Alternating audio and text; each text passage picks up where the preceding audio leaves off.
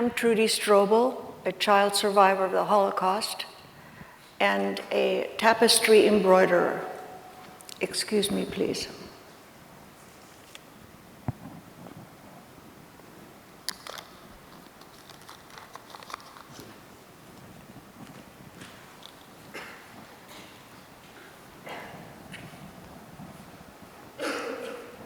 Oh, wow.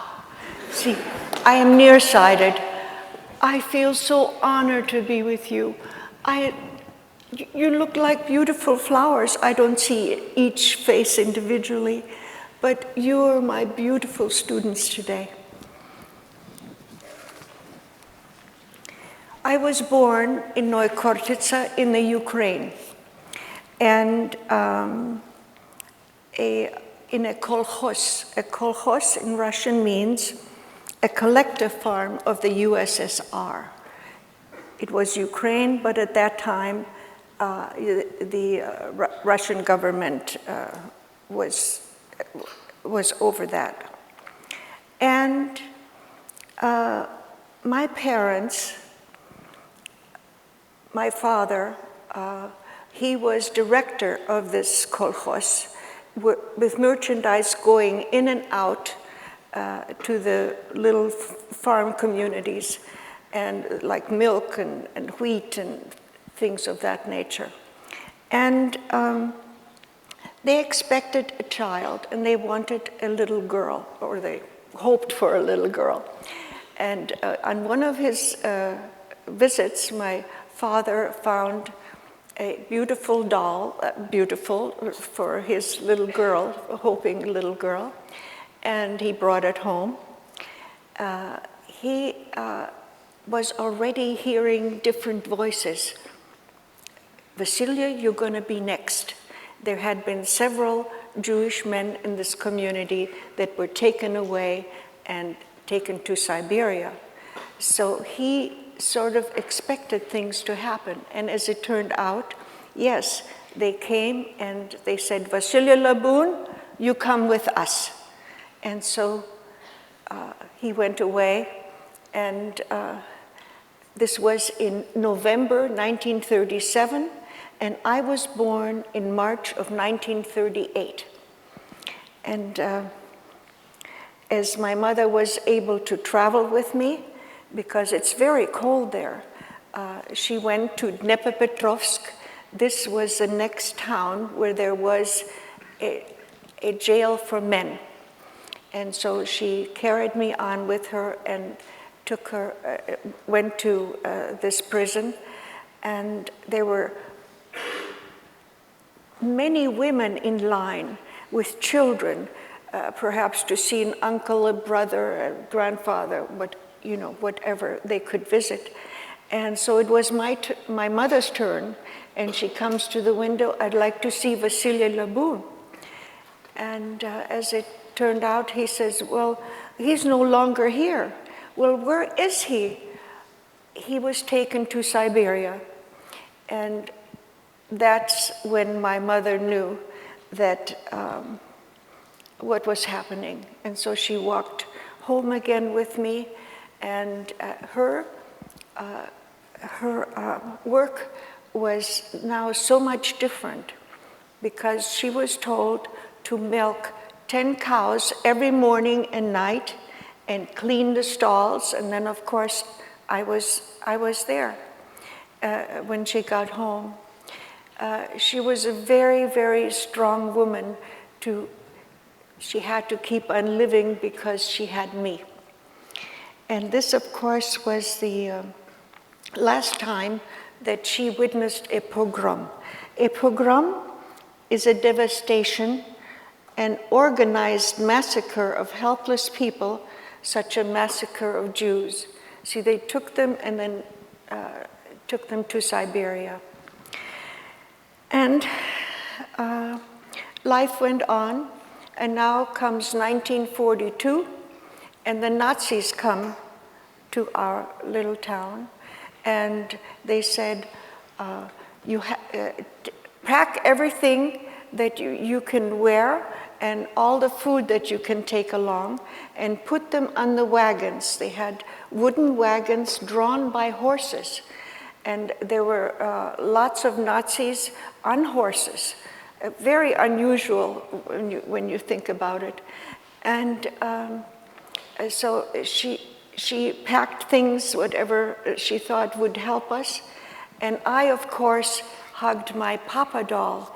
This doll was my prized possession. This was my Papa.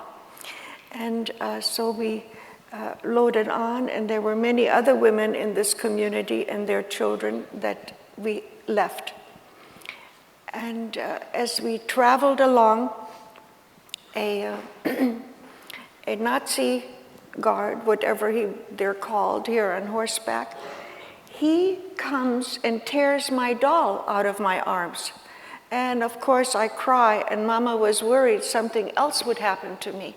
So she said, Trudie, don't cry. Don't cry, keep quiet. Because as I said, her fear was there.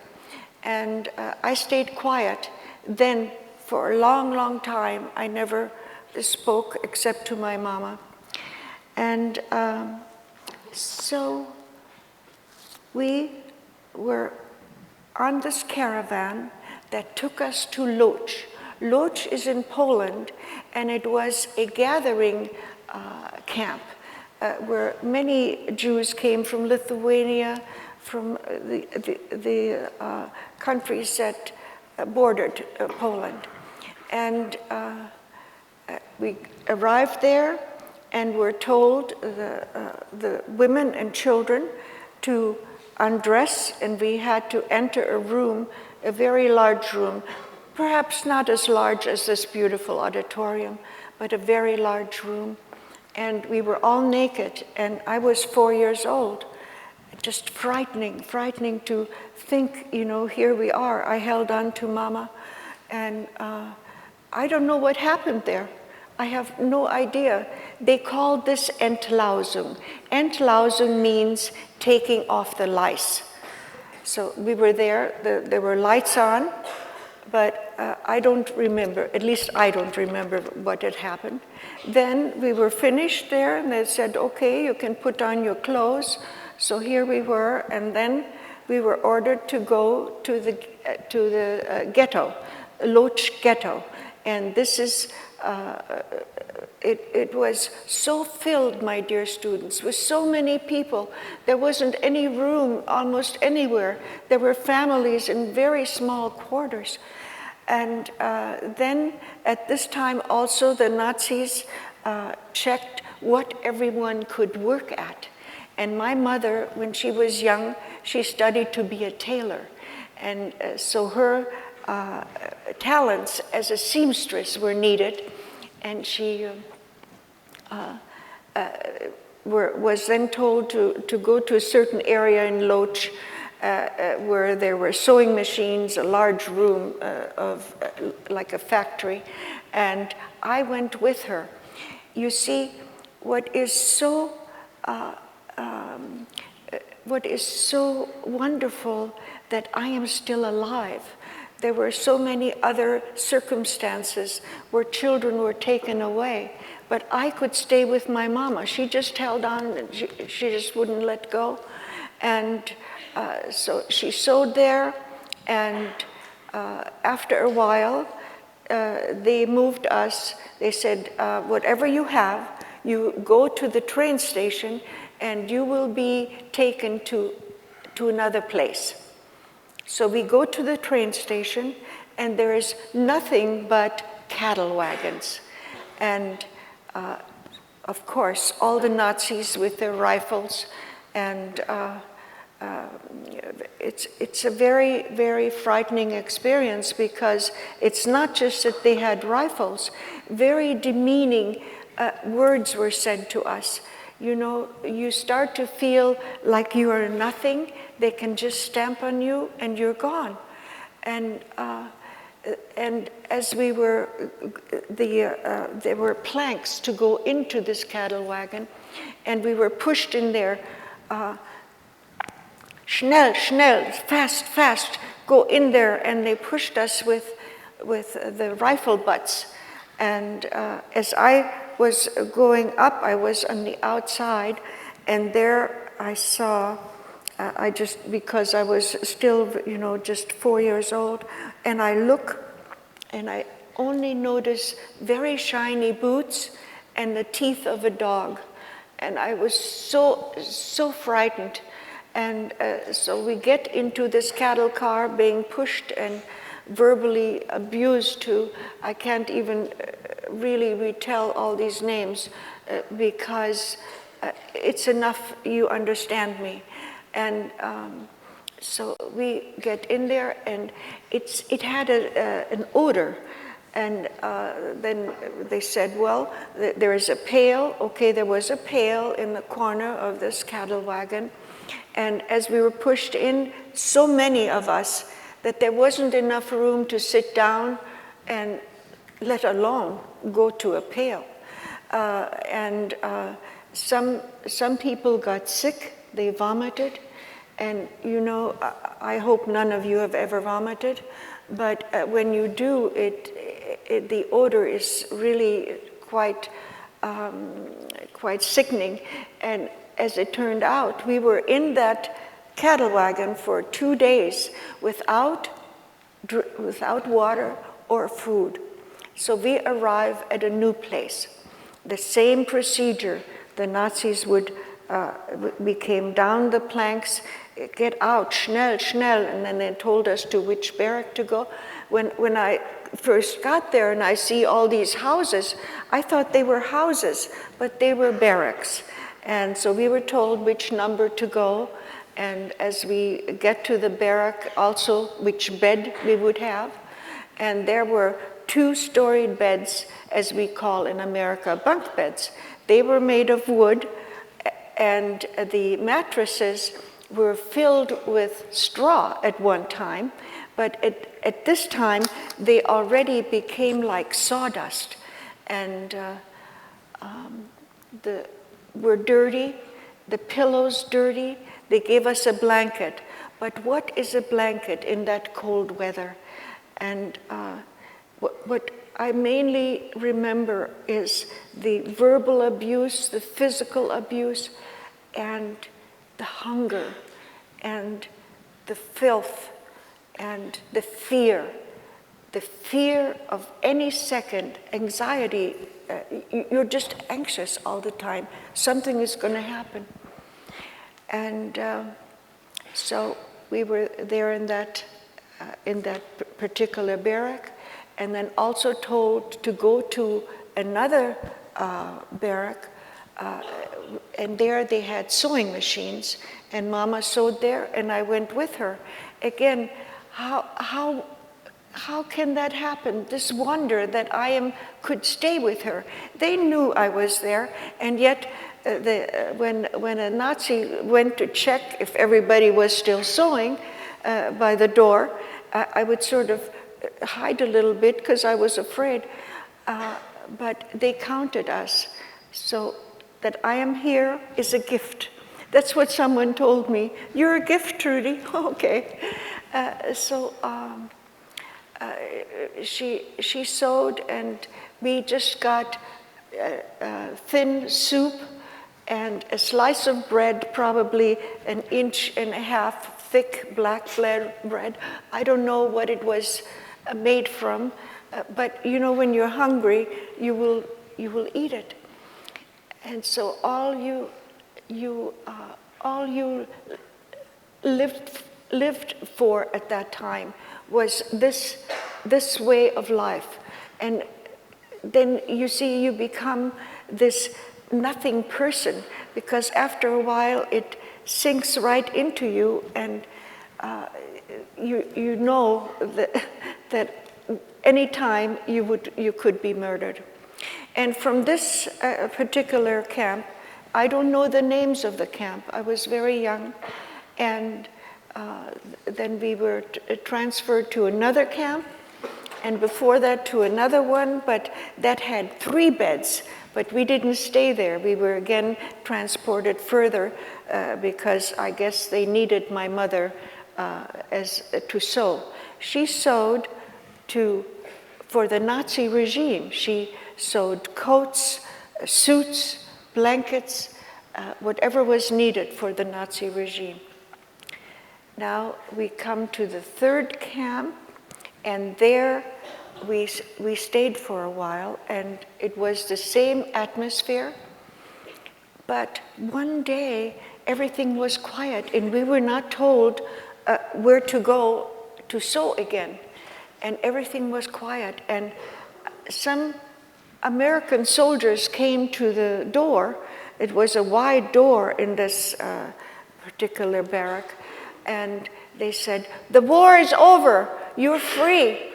Oh, my dear students, the war is over, you're free. Most of the people in this barrack, they couldn't even get up anymore. We were all like this, and emaciated, and but Mama, my strong mother, she said, "Trudie, get up. We're gonna go to America." And so gradually her enthusiasm, okay, now we get up and we walk out, and as we walked out, there was a body lying close to the door, and I don't know if this wonderful person was dead or not, but we were walking out, and the soldier said, "Go down the road to a truck, and the truck will bring you to a displacement camp." And this is what gave us hope now. We're going somewhere else. And in the fields, this is in Germany, and in the fields in Germany, there grow tiny marguerites, maybe 3 inches tall, that are little daisies. And so they were so pretty to me that I picked a few and I gave them to my mother. And so we kept on walking on the road, loaded on this wonderful truck, and arrived at the displacement camp. Here, my dear students, you cannot believe, we now get soap, towels, new clothes, we could take a bath. These were all luxuries to us. And so as we had change of clothes and everything, we were escorted to a bunk bed, and there you had mattresses, everything clean, pillows, something new. You started to become a half human being again. And most of all, my dear friends, I smelled food. We smelled food. The cafeteria was cooking, and so we went then to get our meals, and how wonderful that was. But Mama said, don't eat so much because we don't want to get sick, because we were just used to that soup and the bread. And as it turned out, everything was okay, and we got used to this luxury now. And so one day, in this displacement camp, a group of Red Cross ladies come and visit us. And they said, they gave the children boxes of wooden boxes with pencils and erasers and a little toy in it. But mine had beads. And so I see these beads, and I said, "Mama, look at this.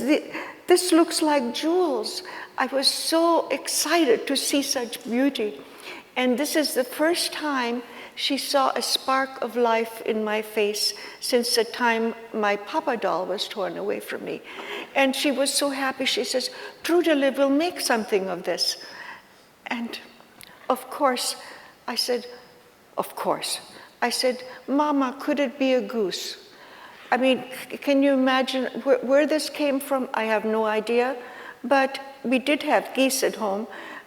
Nevertheless, she went in the displacement camp, she found a picture of a flying goose, and she tore a piece of fabric from her skirt that was from at home still, but it was laundered at this time, and did the outline of the goose on this parchment paper and attached it to the fabric, and taught me how to insert the needle, bring it out, and catch a bead, and and start to embroider with the beads.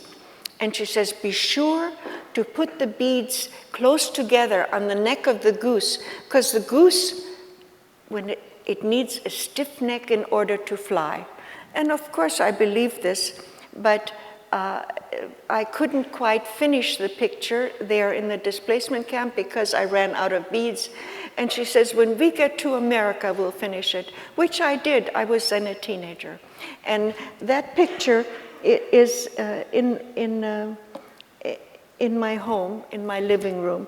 It's a rather nice size picture of a goose flying, and I have a photograph here of it. And this photograph shows me when I was 3 years old. None of you can see it, I'm sure. It's also small. And I'm 3, and I'm holding my Papa doll. And so I thought I would like to share it with you. So from this displacement camp, you see, Germany was all bombed out. And we had to find a place, they had to find a place for us to live, a room somewhere. And then we were transported to Würzburg, which is close to Bavaria. And from there, we got a room in Ermershausen, hard to pronounce, that was a small village. And we got a whole room for ourselves, which was now a new experience for me for a while. For several years, I was with dozens and dozens of people. And we had a bench, a bed, very simple. And the government gave us money and food stamps. But you know, my dear friends, it's never enough. That's why when our newcomers come to America, they need this help.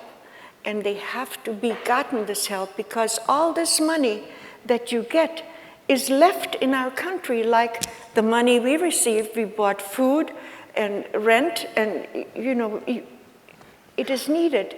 And that's why I'm so much for these programs to help all our newcomers, because we all come here because we want a new life start. Hope, hope, hope for work, food, and school, right? And so Mama then, because it wasn't enough, she talked to some of the farmer women, and in Bavaria it's very cold and everyone has woolen coats. And she asked if she could maybe take a woolen coat, turn it around and make a new coat out of it, because she studied to be a tailor, so she could do this. And so she got to work through that, and I started school. And I learned how to read. I was 8 years old. I learned how to read, write, and speak German. And as we go into line, you know, into the classrooms, I would still hear voices in back of me, Jew, Jude. And you see, the hate continued. And I read something very interesting about a man who is the president of the Southern Poverty Law Center. He discussed racial and religious intolerance in the age of Trump. There is a virus in this country called hate. We have a right to hate, just not a right to hurt. We need civility to return. We always need civility.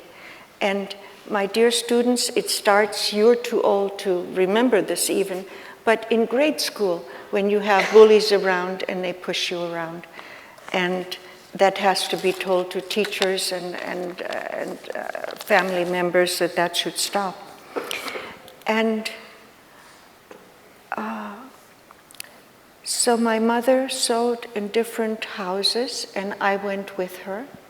And in different homes, there are little old bubbies there somewhere, you know, and they crochet, they knit, and spin wool. And I was always fascinated with doing things with my hands.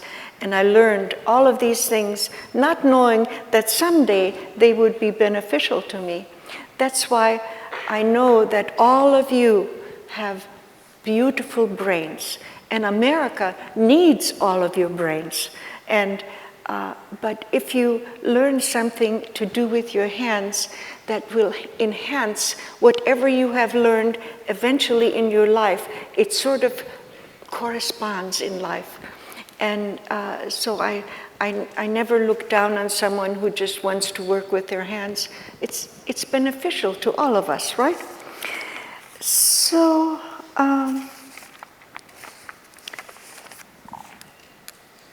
in this Ammershausen, then I already was almost 13. We got a notice to go to Bremen, that we will be boarding a ship to America. And Bremen is a city in northern Germany, and so we went on a ship called General Hahn, and it was an army ship, and we were just so elated, even though it had 2 beds and all that, and wonderful food, and it took 6 to 8 days at that time to cross the Atlantic. But the ship was very nervous. It went like this, and it was hard to eat, you know, because most of us got sick. And so as we traveled along, one day the captain says, "Statue of Liberty!" Oh, my dear students, you cannot believe how happy we were. We went on board of the ship to see the Statue of Liberty. This was our hope. This was something that we can,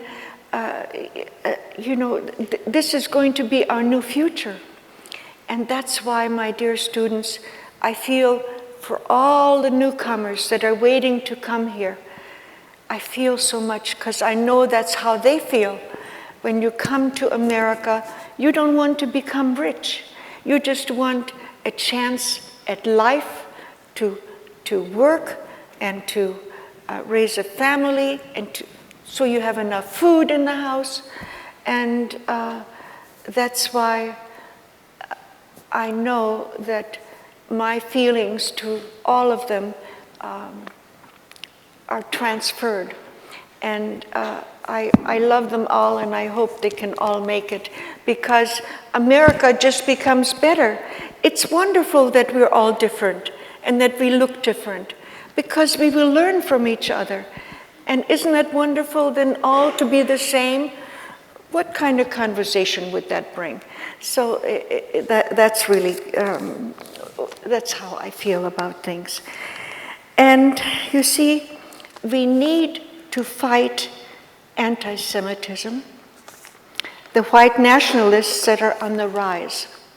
And as you know, many things have happened in mosques, churches, and all this. So that's why we must be intelligent and think. We're a country of laws.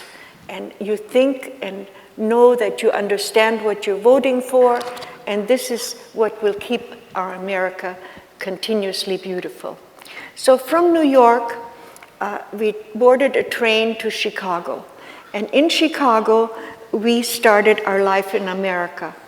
And Mother started to work for a factory. She did piecework, which maybe some of your aunties or uncles or grandparents did at one time too. And it is a very difficult job, as you know.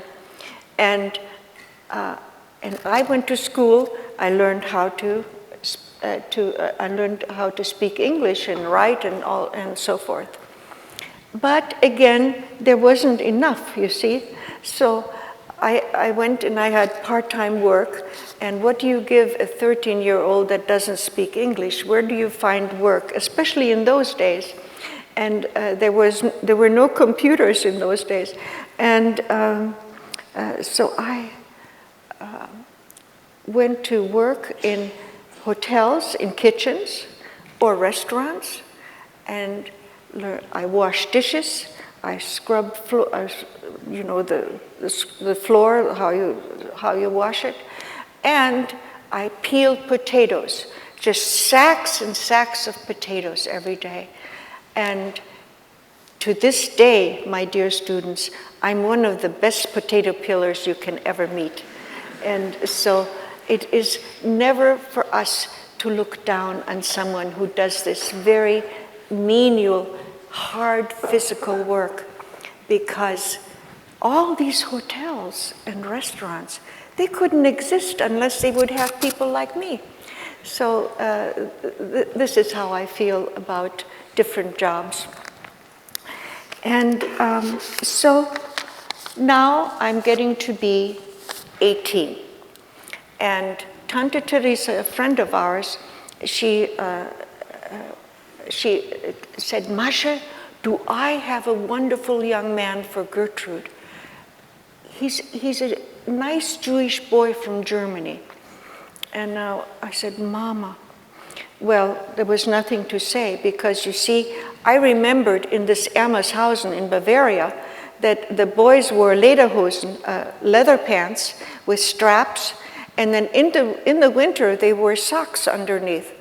And it never agreed with me. I didn't like it too much.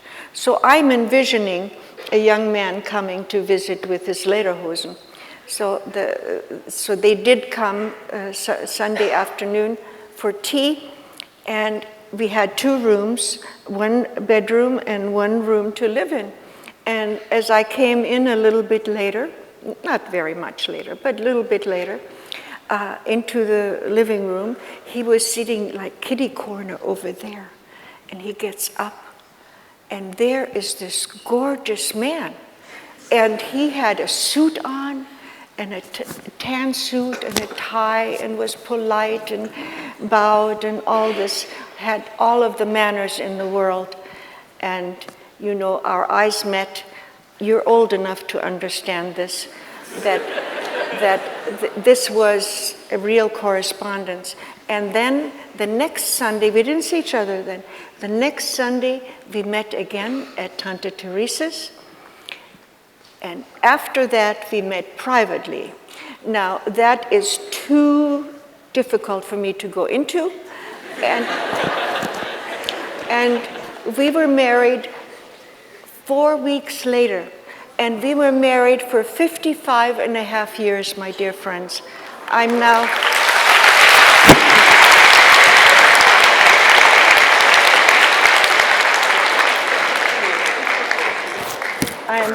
I'm now 8 years a widow, but now this was in Chicago, and we had 2 sons there, John and Paul, and my husband got a transfer to California with his work, and that's where we have been living ever since, in the Pasadena area.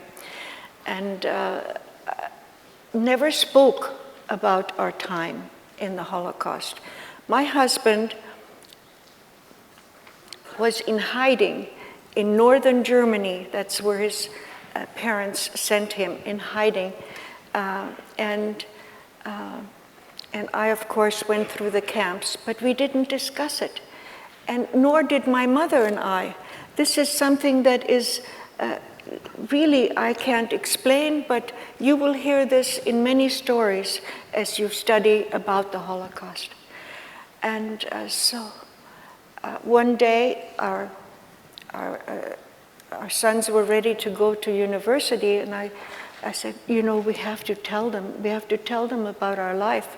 You see, we came here to fit into America, and that our sons were not burdened with anything. They knew we were from there, from that area, but we wanted them to be true Americans.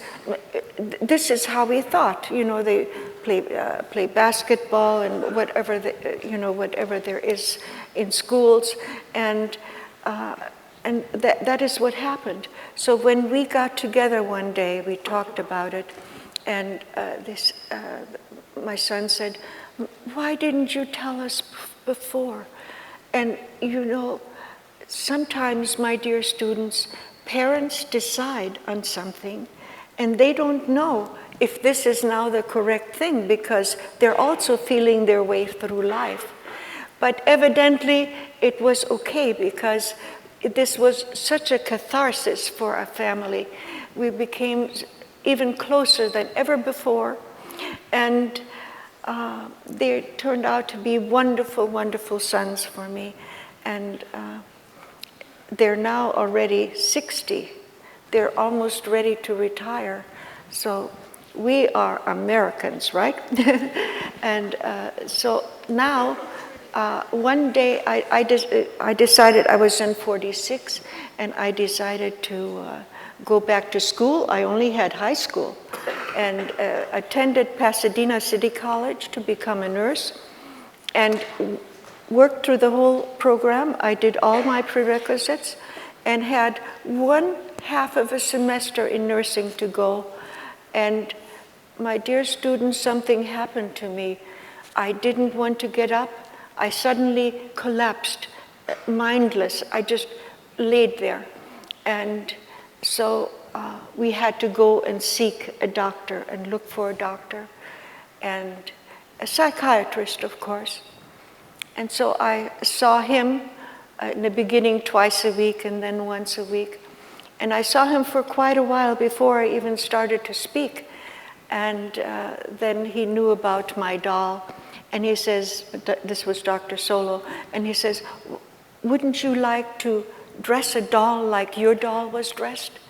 And you know, a spark came into this little brain of mine, and I thought this would be a wonderful thing. And we bought a doll, and I dressed her very similar to this outfit. And as I put on the yellow star, I thought, why the yellow star? So I asked my doctor, and he says, I don't know. You have to go to the Federation, to the library. And you see, I didn't want to go out anywhere. So how clever he was. Now I know how clever he was. And I then went and researched things, and I read Sir Alfred Rubin's books, and I found that there were 11 centuries of degradation to Jewish women. We know about the men, but Jewish women also, in different countries at different time periods. And I thought this would be wonderful to dress 11 dolls for 11 centuries. And this was a project, a very hard project for me to do. I did nothing but cry, and I was in every century as I was completing the costume. But this is what helped me get out of my darkness. And as I finished this collection of dolls, Dr. Solo said, now take it to the Museum of the Holocaust, which I did. This is not the Simon Wiesenthal Center. This is another museum it's now on Pan Pacific Park, a beautiful new building. And so I took it there, and I was humbled, honored, and amazed that they would accept this collection. And they have used it since that time as a teaching tool for students when they come in, grown-ups. Not everybody knows about this. And so I've been really, I've just had a charming life, or whatever you may call it. And then I started, 3 more minutes, okay. And then I started to draw and started to do embroideries, wonderful tapestries of Judaic history, and that is a friend of mine has written a book about my life, and that they are included in this book. And I also have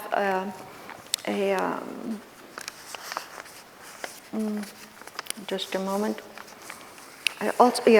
I have on the internet, you can see me on TrudieStrobel.com if you ever want to see my work. There are a lot of the doll costumes that I've made. But I must tell you now what we must remember. We must never forget the Holocaust. That 6 million people, Jewish people of a certain religion were murdered. And I read something very interesting. Please listen to this.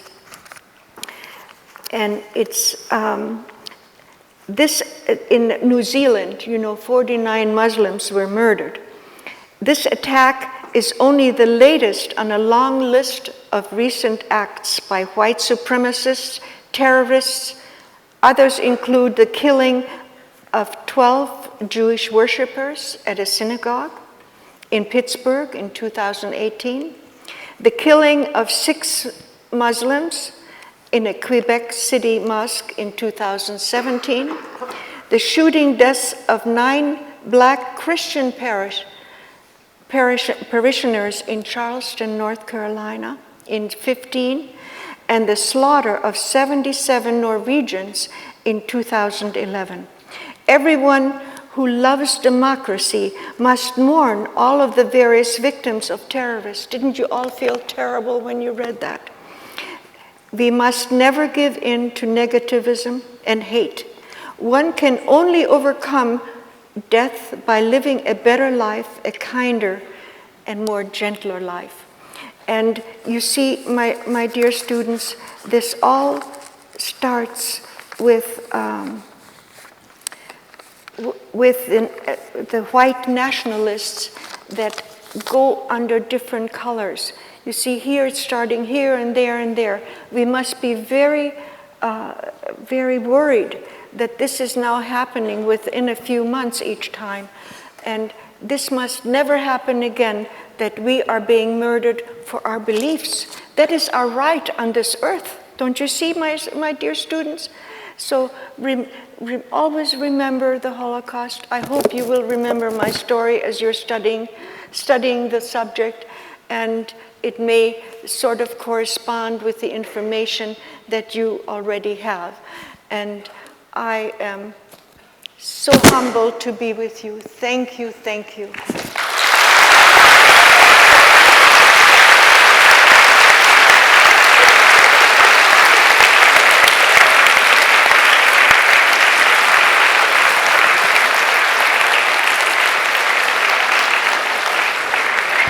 All of you.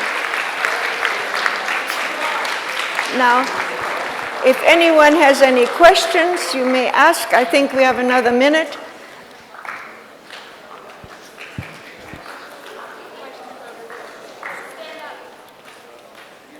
After all that's been done by the Nazis, do you forgive them? Excuse me? What if? After all that's been done by the Nazis, do you forgive them?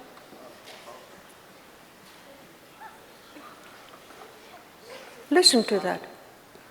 Do we forgive them? This is part of history, and we look forward. Okay.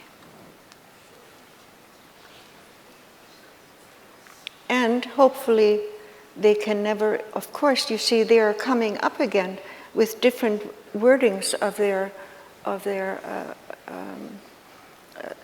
under which program they're existing. And we have to be watchful. This is my main story, to be watchful, because you all want to, oh, look how beautiful you are. Oh, now I have time to look at you. Yes, it's wonderful. Yes, so that would be my answer. You understand me? Yes. We have one more question. Before I ask my question, I just want to say thank you for telling us your powerful story and how appreciative we are for you. Thank you very much. My question is, do you think TVs and movies portray the Holocaust in a correct and appropriate way? What did they say? Do you she's think gonna. that the TV, when you see movies and stories about the Holocaust, Yes. does it feel accurate to you? Thank you, ma'am. Realistic? Yes, I haven't seen too many, but certain glimpses of it, yes. I think it's yes, it is. It was very cruel. You don't even see that. You actually just see orders and things, but there was so much more going on, my dear precious students. Yeah. Are there any other questions?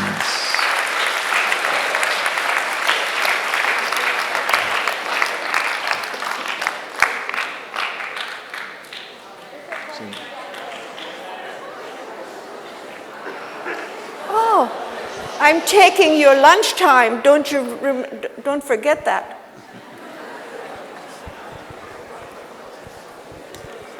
Yes, my dear. Do you believe that with the correct teaching and the proper guidance, do you think we would be able to eliminate what's the terror and hate that's occurring in our world today? The last part, tell me the last part.